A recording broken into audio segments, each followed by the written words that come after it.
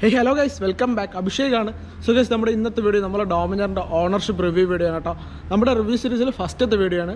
അപ്പോൾ 2-3 കമൻസ് ഒക്കെ വന്നിട്ടാണ് നമ്മുടെ ഡോമിനാർ 250യുടെ ഒരു റിവ്യൂ ചെയ്യുമെന്ന് വെച്ചിട്ട്. സോ നമ്മുടെ ഇന്നത്തെ വീഡിയോ നമ്മളെ സ്വന്തം ഡോമിനാറിൻ്റെ റിവ്യൂ ആണ്. 2022 സെപ്റ്റംബർ മോഡൽ വണ്ടിയാണ് കേട്ടോ. ഏകദേശം 10 മാസം കൊണ്ടുള്ള എൻ്റെ എക്സ്പീരിയൻസ് ഞാൻ ഈ വീഡിയോയിൽ ഷെയർ ചെയ്യാം.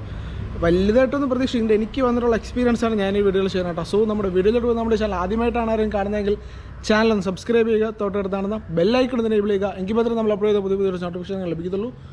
സോ നമുക്ക് വീഡിയോയിലോട്ട് പോകാം.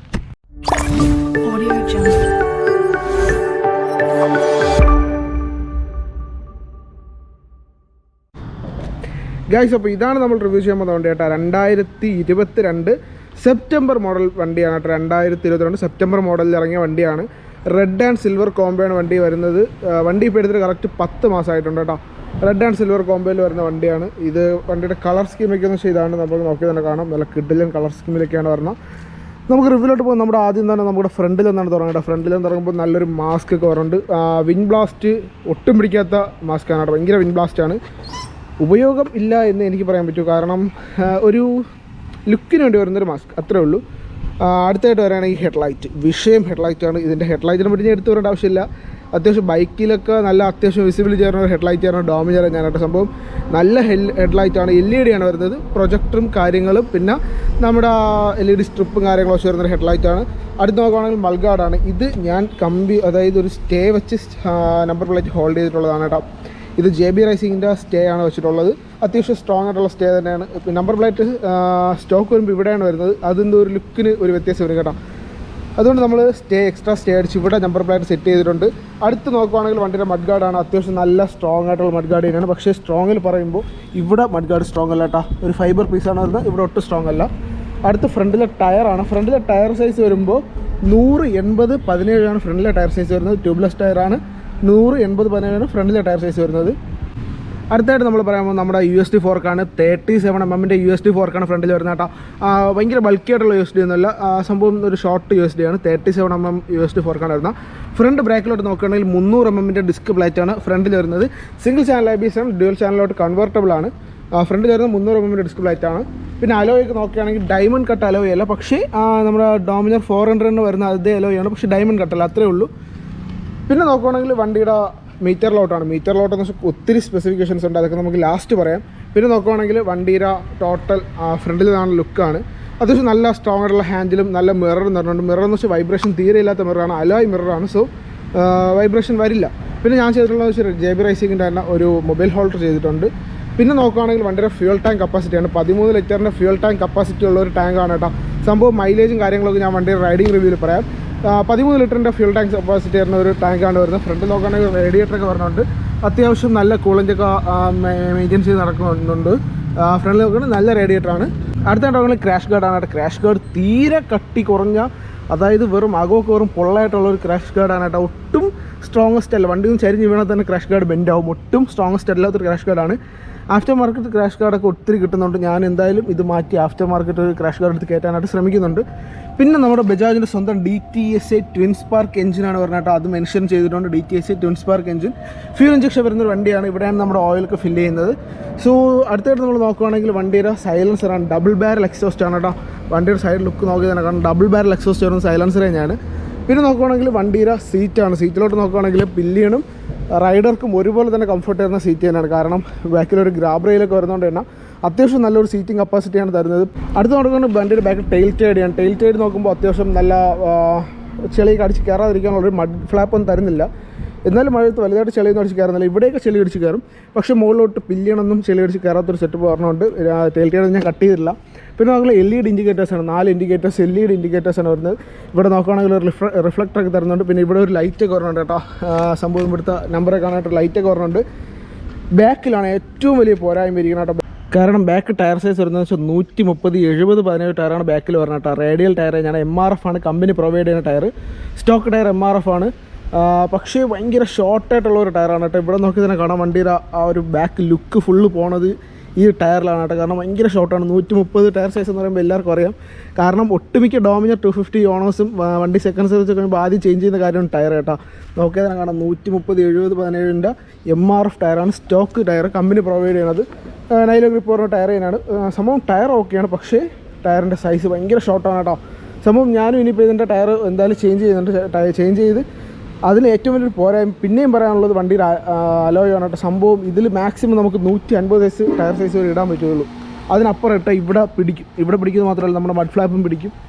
പിന്നെ അത് ഭയങ്കര പണിയാവും, അതൊക്കെ കട്ട് ചെയ്ത് മാറ്റണം. അതുകൊണ്ട് അലോയ് ഉൾപ്പെടെ ചേഞ്ച് ചെയ്താലേ നമുക്ക് 180 190 170 അതൊക്കെ ഇടാൻ പറ്റുള്ളൂ. 160 വരെ ഈ സ്റ്റോക്ക് അലോയിൽ നമുക്ക് സെറ്റ് ചെയ്യാൻ പറ്റും കേട്ടോ. അടുത്തായിട്ട് നോക്കുകയാണെങ്കിൽ വണ്ടിൻ്റെ ബാക്ക് ഷോക്ക് ചെയ്യാനാണ് കേട്ടോ. Multi step adjustable mono shock സസ്പെൻഷനാണ് ബാക്കിൽ വരുന്നത്. ഈ ഷോക്ക് പറഞ്ഞുകൊണ്ട് തന്നെ അഡ്ജസ്റ്റബിൾ ആണ് സംഭവം. വണ്ടിയുടെ ഷോക്ക് അഡ്ജസ്റ്റ് ചെയ്ത് നമുക്ക് പില്ലിയണൊക്കെ കംഫർട്ട് കൊടുക്കാൻ പറ്റും കേട്ടോ. മോണോ ഷോക്ക് ആയതുകൊണ്ട് തന്നെ നല്ല കംഫർട്ട് വരുന്ന ഒരു ഷോക്ക് ചെയ്യാനാണ് ബാക്കിൽ വരുന്നത്. അടുത്ത് ഇപ്പുറത്തെ സൈഡ് വരുവാണെങ്കിലും അങ്ങനെ തന്നെ വണ്ടിയുടെ സാരി കാർഡൊന്നും വരുന്നില്ല, പക്ഷേ ഒരു സേഫ്റ്റി ഫീച്ചറായിട്ട് നമ്മുടെ ചെയിനെ കവർ ചെയ്തൊരു സംഭവം പറഞ്ഞുണ്ട്. അടുത്തായിട്ട് നോക്കുകയാണെങ്കിൽ വണ്ടിയുടെ അണ്ടർ ബെല്ലിയാണ് കേട്ടോ. ഇത് അണ്ടർ ബെല്ലി എന്ന് പറയാൻ പറ്റില്ല, എഞ്ചിൻ ഗാർഡാണ്. എഞ്ചിൻ ഗാർഡ് അത്യാവശ്യം സ്ട്രോങ്ങസ്റ്റ് ആയിട്ടുള്ള എഞ്ചിൻ ഗാർഡ് തന്നെയാണ്. ഞാൻ പറഞ്ഞ ക്രാഷ് ഗാർഡ് ഒട്ടും കട്ടിയില്ലാത്തൊരു ക്രാഷ് ഗാർഡ് തന്നെയാണ്. പിന്നെ വരുന്നത് വണ്ടിയുടെ ഗിയർ ലിവറും കാര്യങ്ങളൊക്കെ ഇതാണ്. വണ്ടിയുടെ ഈ സൈഡിൽ നിന്നുള്ള ലുക്ക് ഇതാണ് സംഭവം. ഇവിടെ ഒരു ഇരുട്ട് പ്രദേശമാണ് കേട്ടോ, അതുകൊണ്ടാണ് വലിയ വെളിച്ചമൊന്നും ഇല്ലാത്തത്. നമ്മൾ നിൽക്കുന്നത് വെച്ചാൽ ഹൈവേയുടെ തൊട്ട് താഴെ കേട്ടോ.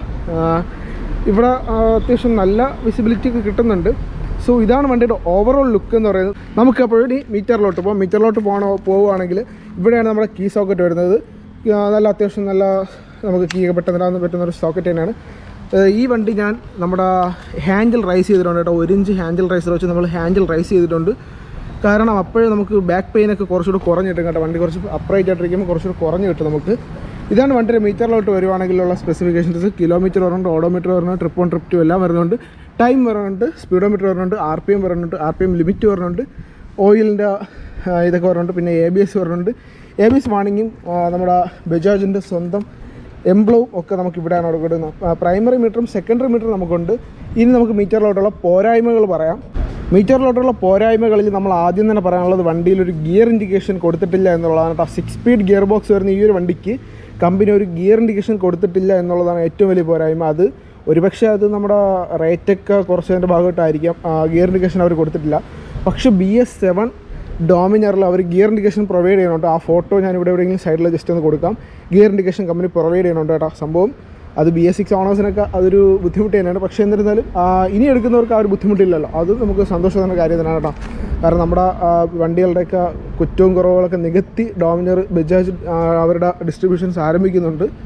അതുപോലെ തന്നെ NSലും അവർ ഗിയർ ഇൻഡിക്കേഷനൊക്കെ പ്രൊവൈഡ് ചെയ്യുന്നുണ്ട്. ഇപ്പോൾ സംഭവം 6 സ്പീഡ് ഗിയർ ബോക്സ് വരുന്ന ഏതൊരു വണ്ടിക്ക് ഗിയർ ഇൻഡിക്കേഷൻ മസ്റ്റാണ്. ഇവിടെ നോക്കുവാണെങ്കിൽ സെക്കൻഡറി മീറ്ററിൽ നോക്കുവാണെങ്കിൽ നമ്മുടെ ബാറ്ററിയുടെ വാണിങ്ങും കൂളൻറ്റ് ബജാജിൻ്റെ സ്വന്തം എംബ്ലം. പിന്നെ ഇതൊരു ഒത്തിരി പേര് ഇതൊക്കെ കളിയാക്കി ഇത് ബ്ലൂടൂത്ത് ആണെന്നൊക്കെ പറയുന്നുണ്ട്. ബ്ലൂടൂത്ത് ഒന്നുമില്ല, ഇത് കളിയാക്കേണ്ട ആവശ്യമില്ല.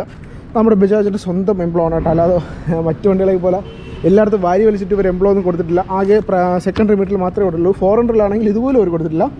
ABS വാണിങ് പറഞ്ഞുകൊണ്ട് ന്യൂട്രൽ ഇൻഡിക്കേഷൻ, പിന്നെ നമ്മുടെ ഇൻഡിക്കേറ്ററിൻ്റെ ഇൻഡിക്കേഷനും ഓയിലിൻ്റെ ഇൻഡിക്കേഷനും ഒക്കെ അവർ കൊടുക്കുന്നുണ്ട്. ഇതാണ് വണ്ടിയുടെ ഫ്രണ്ടിൽ നിന്നുള്ള ഹാൻഡിലിൽ നിന്നൊക്കെ ഉള്ള ലുക്ക് ഇതാണ് കേട്ടോ. സംഭവം പെട്രോൾ ടാങ്ക് ഞാൻ പറഞ്ഞാൽ 13 ലിറ്റർ ടാങ്കാണ് പെട്രോൾ ടാങ്ക് വരുന്നത്. ബാക്കിൽ നല്ലൊരു ഗ്രാബ് റെയിലൊക്കെ വരുന്നുണ്ട്. പില്ലിന് കംഫർട്ട് വരുന്നൊരു ഗ്രാബ് റെയിലാണ്. ഇതാണ് ബാക്ക് ടെയിൽ ലൈറ്റ് പറയുകയാണെങ്കിൽ LED സ്ട്രിപ്പ് വരുന്നത് ടെയിൽ ലൈറ്റ് തന്നെയാണ് കേട്ടോ. ഫ്രണ്ട് ഹെഡ്ലൈറ്റിൻ്റെ ഇതിലോട്ട് നോക്കുകയാണെങ്കിൽ ഇതാണ് വണ്ടി അതായത് നമ്മുടെ ഇഗ്നീഷൻ ഓണാക്കിയിരിക്കുമ്പോൾ ഇതാണ് നമ്മുടെ ഹെഡ്ലൈറ്റിൻ്റെ ലുക്ക് കേട്ടോ. ഇനി എന്തായാലും വണ്ടി സ്റ്റാർട്ട് ചെയ്തിട്ട് ഞാൻ കാണിച്ചു തരാം. FI ആയതുകൊണ്ട് തന്നെ അത് ചാർജ് എടുക്കാനുള്ള ടൈമാവും. വണ്ടി സ്റ്റാർട്ട് ചെയ്യുകയാണെങ്കിൽ വണ്ടിയിൽ വരുന്ന DRLാണ് ഞാനിപ്പോൾ ഇട്ടിരിക്കുന്നത് കേട്ടോ. DRL ഇട്ടിരിക്കുന്നത് തന്നെ സൈഡ് DRL മാത്രം കത്തും. ഇതാണ് DRL വരുമ്പോൾ ലുക്ക്. ഇനി നമുക്ക് ഇതിൻ്റെ മെയിൻ പ്രൊജക്ടർ ഇട്ട് കാണിച്ചു തരാം. പ്രൊജക്ടർ ഇടുമ്പോൾ ഇതാണ് ലുക്ക് കേട്ടോ. പ്രൊജക്ടറും DRL ഒരുമിച്ച് ഇടുവാണെങ്കിലും നമ്മുടെ ഡിം ഇട്ടാൽ മതി, ബ്രൈറ്റ് ഇട്ടാൽ കേട്ടോ. ബ്രൈറ്റ് ഇടുമ്പോൾ ഇതാണ് ഫ്രണ്ടിൻ്റെ കംപ്ലീറ്റ് ലുക്ക്. നല്ല വെട്ടം തരണുണ്ട്, പകലിലായാലും നല്ല വെട്ടം തരണുണ്ട്. അടുത്തത് നോക്കുവാണെങ്കിൽ വണ്ടിയുടെ സൈലൻസർ തന്നെയാണ്. സൈലൻസറിൽ നോക്കുവാണെങ്കിൽ അത്യാവശ്യം നല്ല ബാസി ഫീൽ ചെയ്യുന്ന സൈലൻസർ തന്നെയാണ്. എന്തായാലും ഞാൻ ജസ്റ്റ് ഒന്ന് റിവ്യൂ ചെയ്താണ്. വണ്ടി റിവ്യൂ ചെയ്യുമ്പോഴുള്ള സൗണ്ട് ഇതാണ് കേട്ടോ. കാരണം ഇവിടേക്ക് വീടുകളൊക്കെ ഉള്ളതുകൊണ്ട് നമുക്ക് ഓവറായിട്ട് റിവ്യൂ ചെയ്യാൻ പറ്റില്ല. വണ്ടി റിവ്യൂ ചെയ്യുമ്പോഴുള്ള സൗണ്ട് ഇതാണ്. ഇനി എന്തായാലും നമുക്ക് റൈഡിങ് റിവ്യൂലോട്ട് പോവാം. ഗൈസ്, നമുക്കിനി എന്തായാലും വണ്ടിയുടെ റൈഡിങ് റിവ്യൂലോട്ട് പോവാം. അതിനു മുമ്പായിട്ട് ഈ വണ്ടി 180 കിലോ വെയിറ്റ് ആണ് കേട്ടോ വരുന്നത്. വേറെ ഏത് 250 സെഗ്മെൻറ്റിലുള്ള വണ്ടിയായിട്ട് നോക്കിയാലും നല്ല വെയിറ്റുള്ള ഒരു 250 സെഗ്മെൻറ്റിൽ വരുന്ന വണ്ടി ഡോമിനർ തന്നെയാണ്. സോ 180 കിലോ വെയിറ്റുള്ള ഈ വണ്ടി ഒട്ടുമിക്ക പേരും എടുക്കാനായിട്ട് നോക്കാത്തതിനൊരു കാരണം വെയിറ്റ് ചെയ്യാനാണ് കേട്ടോ. പക്ഷേ എനിക്ക് ഈ വെയിറ്റ് മാനേജബിളാണ്. കാരണം എനിക്ക് ഈ വെയിറ്റ് ഞാൻ യൂസ്ഡ് ആയതുകൊണ്ടായിരിക്കാം എനിക്ക് ഓക്കെയാണ്. വണ്ടിയുടെ സീറ്റ് ഹൈറ്റ് എന്ന് വെച്ചാൽ 810 mm ആണ് കേട്ടോ. വണ്ടിയുടെ സീറ്റ് ഹൈറ്റ് 810 mm ആണ്. സംഭവം എനിക്ക് ഫ്ലാറ്റ് ഫൂട്ടാണ് കാൽ രണ്ടും. ഞാൻ 5.5 ഹൈറ്റ് വരുന്ന ഒരാളാണ്. എനിക്ക് വണ്ടി ഓക്കെയാണ് കേട്ടോ. സംഭവം എൻ്റെ ഒരു ഫ്രണ്ട് ഡോമിനർ യൂസ് ചെയ്ത് അവൻ ആ വണ്ടി കൊടുത്തായിരുന്നു. സംഭവം എന്താണെന്ന് വെച്ചാൽ അവന് വണ്ടിയുടെ വെയിറ്റ് മാനേജ് ചെയ്യാൻ പറ്റാനുള്ള കേട്ടോ. അവൻ അത്യാവശ്യം സൈസുള്ള ഒരാളാണ്, എന്നാലും അവന് വണ്ടിയുടെ വെയിറ്റ് മാനേജ് ചെയ്യാൻ പറ്റാത്തതുകൊണ്ട് അവൻ വണ്ടി കൊടുത്തായിരുന്നു. എനിക്ക് തോന്നുന്നു ഏകദേശം ബുള്ളറ്റിൻ്റെയൊക്കെ സെയിം വെയിറ്റ് വരുന്നൊരു വണ്ടിയാണ് തോന്നുന്നു. ഒരു 250 സെഗ്മെൻറ്റിൽ വെയിറ്റ് കൂടുതലുള്ള ഒരു വണ്ടി ഡോമിനർ മാത്രം ഒഴിയും കേട്ടോ. ഈ ഒരു കാരണം കൊണ്ടാണ് ഡോമിനർ മറ്റു 250 സെഗ്മെൻറ്റിലെ ബൈക്സിനോടൊക്കെ പിടിച്ച് നിൽക്കാത്തത്. ബാക്കി 250 സെഗ്മെൻറ്റൊക്കെ നോക്കുകയാണെങ്കിൽ ഇപ്പം ഡ്യൂക്ക് 250 നോക്കിയാലും ജിക്സർ 250 നോക്കിയാലും ഈ രണ്ട് വണ്ടിയും സ്പോർട്സ് ബൈക്കാണ് കേട്ടോ. ഇതെന്ന് വെച്ചാൽ സ്പോർട്സ് ടൂററാണ്. അതായത് സ്പോർട്സിനും ടൂറിങ്ങിനും ഒരുപോലെ ഉപയോഗിക്കാൻ പറ്റുന്ന ബൈക്കാണ് കേട്ടോ. എന്തുകൊണ്ടും അത് മച്ച് ബെറ്ററായിട്ടാണ് എനിക്ക് തോന്നുന്നത്. കാരണം നമുക്ക് രണ്ടും ഇതിൽ നടക്കും. അത്യാവശ്യം സ്പോർട്സ് ആണെങ്കിൽ സ്പീഡിൽ പോകണമെങ്കിൽ അത് നടക്കും. എത്ര ദൂരം വേണമെങ്കിലും ഒറ്റ സ്ട്രെച്ചിൽ പോകാനും പറ്റും. എത്ര ദൂരം എന്ന് വെച്ചാൽ ഞാൻ ഏകദേശം 90 കിലോമീറ്റർ ഒറ്റ സ്ട്രെച്ചിൽ പോയിട്ടുണ്ട്. അതും ഈ വണ്ടി എടുത്ത സമയത്താണ് കേട്ടോ. സംഭവം എനിക്ക് അറിയത്തില്ലായിരുന്നു ഇങ്ങനെ പോകാൻ പാടില്ല എന്ന്. വണ്ടി സ്ട്രെസ് ചെയ്ത് ഓട്ടിക്കാനാണ് മാക്സിമം ശ്രമിക്കേണ്ടത്. അത് ഡോമിനർ എന്നല്ല, ഏത് വണ്ടി ആയാലും ഒരു 60 കിലോമീറ്റർ കുറച്ച് ഗ്യാപ്പ് എടുത്ത് ഓട്ടിക്കണം കേട്ടോ. എങ്കിലേ വണ്ടിയുടെ എഞ്ചിനൊക്കെ കുറച്ച് സ്മൂത്തൊക്കെ ആയിട്ട് പോകാൻ പറ്റത്തുള്ളൂ. അതുകൊണ്ടായിരിക്കാം ഒട്ടുമിക്ക പേരും ഡോമിനർ എടുക്കുന്നത്. പ്ലസ് ടൂറിങ് ഉള്ളതുകൊണ്ടായിരിക്കണം. ഡോമിനറിന് ഹെയ്റ്റേഴ്സ് ഉണ്ട് എന്ന് എനിക്ക് പറയാൻ പറ്റുള്ളൂ. കാരണം ഞാൻ ഈ വണ്ടി എടുത്തപ്പോൾ എന്നോട് ഒത്തിരി പേര് ചോദിച്ചിട്ടുണ്ടായിരുന്നു, എനിക്ക് ഈ പൈസയ്ക്കുള്ള ഡ്യൂക്കുള്ള എടുത്തുകൂടായിരുന്നെന്ന്. സംഭവം ഈ വണ്ടിയുടെ ഓൺ റോഡ് പ്രൈസ് ഞാൻ എടുത്തപ്പോൾ 2,28,000 രൂപയാണ് കേട്ടോ. ഇപ്പോൾ ഏകദേശം 2,36 വണ്ടിയുടെ വില. പക്ഷേ 400 260 കിട്ടും. കാരണം ഇതിനേക്കാളും 20,000 രൂപ എന്ന ഡിഫറൻസ് 400 വരത്തുള്ളൂ. 400 ഇപ്പോൾ വില കുറച്ചിട്ടുണ്ടായിരുന്നു. സോ അതുകൊണ്ട് 400 ഇപ്പോൾ 2,60,000 ആ ഒരു റേഞ്ചിനകത്ത് ഇപ്പോൾ 400 കിട്ടും. ഞാൻ ഈ 250 എടുത്ത സമയത്ത് 400ൻ്റെ റേറ്റ് എന്ന് വെച്ചാൽ എനിക്ക് തോന്നുന്നു 2,72 എന്തോ ആയിരുന്നു. ഞാൻ 250 എടുക്കാൻ കാരണം മൈലേജ് വെച്ചിട്ടാണ് കേട്ടോ. സംഭവം എനിക്ക് കിട്ടുന്ന മൈലേജ് എന്ന് വെച്ചാൽ എൻ്റെ വീട് ഈ ബൈപ്പാസിൻ്റെയൊക്കെ തൊട്ടടുത്താണ് കേട്ടോ. അപ്പം ഞാൻ മാക്സിമം സിറ്റിയിലോട്ടുമ്പോൾ ബൈപ്പാസാണ് പോകണം. എനിക്ക് ബൈപ്പാസിൽ 32-33 കിട്ടും. അതായത് 32-33 എനിക്ക് മൈലേജ് കിട്ടുന്നുണ്ട്. പക്ഷേ നമ്മൾ ഈ ഗ്യാപ്പ് റോഡൊക്കെ പോകുമ്പോൾ ഒരു 28-നും 30-ക്കും എനിക്ക് കിട്ടുന്നുള്ളൂ. അത് എൻ്റെ വണ്ടിയുടെ മാത്രം കുഴപ്പമെന്നാണ് എനിക്ക് തോന്നുന്നത്. കാരണം 35 മൈലേജ് കിട്ടുന്ന 250 ഉണ്ട്. ഇതിൽ പിന്നെ ആവറേജ് ഫ്യൂൽ എഫിഷ്യൻസിയോ അല്ലെങ്കിൽ ഒരു ഗിയർ ഇൻഡിക്കേഷനോ അതൊന്നും കൊടുത്തിട്ടില്ല. അതുകൊണ്ട് കറക്റ്റ് മൈലേജ് നോക്കിയിട്ടില്ല. എന്നാലും വൈകാതെ തന്നെ ഞാൻ ഇതിൻ്റെ ഒരു മൈലേജ് ടെസ്റ്റും അപ്ലോഡ് ചെയ്യുന്നതാണ്. നമ്മുടെ കമൻറ്റിൽ ചോദിച്ച ഒത്തിരി പേർക്കുള്ളൊരു ഉത്തരമാണ്, ബ്രോ എനിക്ക് കിട്ടുന്ന മൈലേജ് എന്ന് വെച്ചാൽ ഞാൻ പറഞ്ഞല്ലോ 33 ആണ് ഹൈവേയിൽ കിട്ടുന്നത്. ഗ്യാപ്പ് റോഡ് കിട്ടുന്നത് 28-നും 30-ക്കും അകത്താണ്. കാരണം അത് എന്താണ് ഇങ്ങനെ കിട്ടുന്നതെന്ന് എനിക്കറിയത്തില്ല. എന്തുകൊണ്ടായിരിക്കാം എനിക്ക് കിട്ടുന്ന മൈലേജ് ഇതാണ് കേട്ടോ. പിന്നെ നോക്കുവാണെങ്കിൽ വണ്ടി ഓൾമോസ്റ്റ് ഓക്കെയാണ് കേട്ടോ. കാരണം ഇതാണ് വണ്ടിയുടെ റൈഡിങ് പോസ്റ്റർ എന്നൊക്കെ പറയുകയാണെങ്കിൽ വണ്ടി ഓൾമോസ്റ്റ് ഓക്കെയാണ്. എനിക്ക് വണ്ടി ഓക്കെയാണ്. എൻ്റെ ആ ഒരു വെയ്റ്റിനും ഞാൻ അത്യാവശ്യം ജസ്റ്റ് വെയിറ്റൊക്കെ ഉള്ള ഒരാളാണ്. അപ്പോൾ എൻ്റെ ആ ഒരു വെയ്റ്റിന് എനിക്ക് പറ്റിയ വണ്ടി തന്നെയാണ് ഡോമിനർ. കാരണം ഈ വണ്ടി ഏതൊരാളെടുത്താലും ജസ്റ്റ് കമ്പനി പോയി ഒന്ന് ടെസ്റ്റ് റൈഡ് ചെയ്തിട്ട് മാത്രം എടുക്കുക. എല്ലാവരും എല്ലാ 250 സെഗ്മെൻറ്റിലുള്ള വണ്ടിയായിട്ട് കമ്പയർ ചെയ്ത് ഓട്ടിക്കുമ്പോൾ ഇതിനെ താരതമ്യം ചെയ്ത് നിൽക്കരുത് കേട്ടോ. കാരണം ഇത് ഒരു 250 സെഗ്മെൻറ്റിലും കമ്പയർ ചെയ്യാൻ പറ്റാത്തൊരു വണ്ടിയാണ്. ഇതിൻ്റെ വെയിറ്റ് വെച്ച് നോക്കുവാണെങ്കിൽ വെയിറ്റ് നല്ല വെയിറ്റ് ഉണ്ട്. സോ ജസ്റ്റ് ഒന്ന് ടെസ്റ്റ് റൈഡ് അടിച്ചതിന് ശേഷം മാത്രം എടുക്കുക. അല്ലെങ്കിൽ ഫ്രണ്ടിൻ്റെ വണ്ടി ഏതെങ്കിലുമൊക്കെ വാങ്ങിച്ച് ടെസ്റ്റ് റൈഡ് അടിച്ചതിന് ശേഷം മാത്രം എടുക്കുക.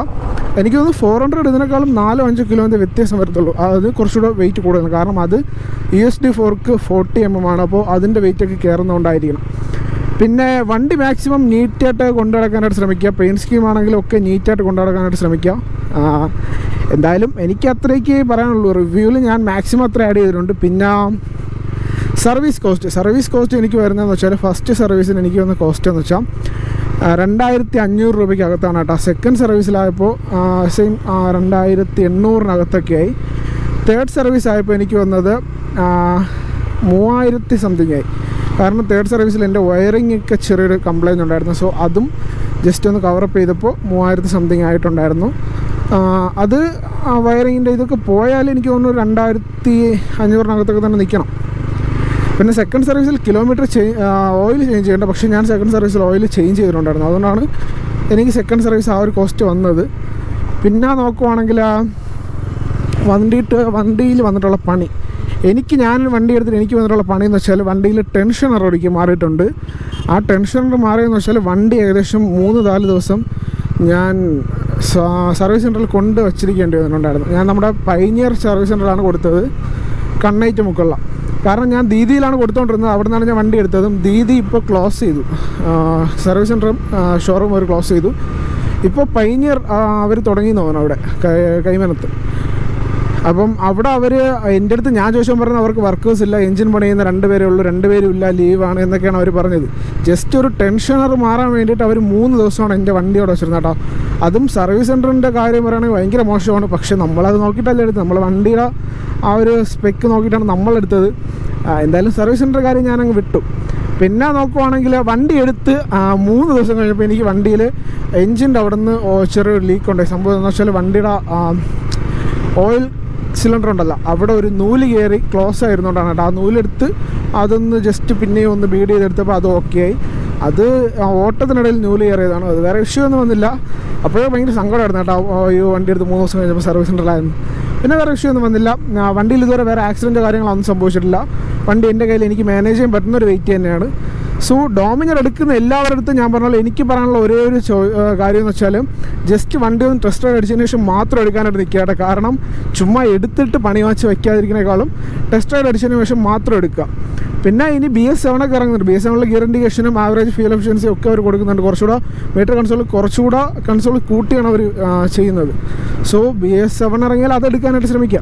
സോ ഗൈസ്, ഇത്രയും കൊണ്ട് നമ്മുടെ ഇന്നത്തെ വീഡിയോ. ഡോമിനർ ഇഷ്ടപ്പെടുന്നവർക്കും ഡോമിനർ എടുക്കാൻ ആഗ്രഹിക്കുന്നവർക്കും ഡോമിനർ ഓണേഴ്സിനും നിങ്ങൾക്കറിയുന്ന ഡോമിനറുള്ള എല്ലാവർക്കും വീഡിയോ മാക്സിമം ഷെയർ ചെയ്ത് കൊടുക്കുക കേട്ടോ. കാരണം എൻ്റെ വീഡിയോക്ക് ഷെയർ കുറവാണ്, അതുകൊണ്ട് തന്നെ ഇപ്പോൾ വ്യൂസ് കുറച്ച് കുറഞ്ഞ് വരുവാണ്. മാക്സിമം നമ്മളെ ചാനൽ കുറച്ച് കൊണ്ടുവരാനായിട്ട് എല്ലാവരും സഹകരിക്കുക. സോ ഗൈസ്, വീഡിയോ കാണുന്നവർ മാക്സിമം ഷെയർ ചെയ്യുക, സബ്സ്ക്രൈബ് ചെയ്യുക. അടുത്തൊരു റിവ്യൂ ആയിട്ട് കാണുന്നവരേക്കും ബൈ ബൈ.